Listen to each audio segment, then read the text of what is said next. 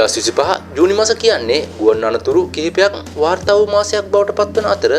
ජූනි මාස 12 වන දින එයා ඉන්දියා ගුවන් සේවයට අයත් බෝයින් 787 වර්ගයේ ගුවන් යානය අනතුරට පත්ව එහි ගමන්ගත් කාර්ය මණ්ඩලය ඇතුළු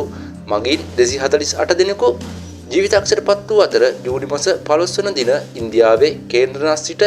ජර්දාන් දක්වා බැතුම් පිරිස රැගත් හෙලිකොප්ටර් යානයක් අනතුරට ලක්ව එහි ගමන්ගත් පුද්ගලයන් 7 දෙනෙකු ජීවිතාක්ෂයට පත් වුණා.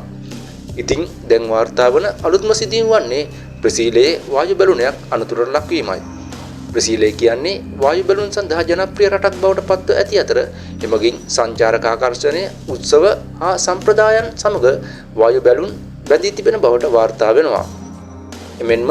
වායු බැලුන් සඳහා ප්‍රසිද්ධ ගමනාන්තයක් වන ශාන්ත කැටරීනා ප්‍රාන්තයේ බ්‍රාන්ඩේහි සිදු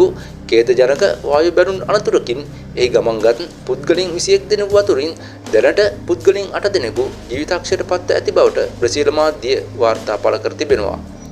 එමෙන්ම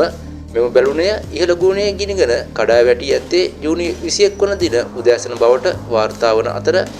ඉහළ අහසේදී වායු බැලුනයේ මගින් ගමන් ගන්නා බකට්ටුවේ ගින්නක් හටගෙන ඉන්පසු එය සම්පූර්ණ බැලුනේ දක්වා ව්‍යාප්ත වී ගිනිගෙන දැවි කඩා වැටී ඇති බවට බ්‍රසීල මාධ්‍ය වාර්තා පළ කරනවා. එමෙන්ම අදාළ ගින්න පැතිරෙන අවස්ථාවේදී වායු බැලුනේ නිමුවා විසින්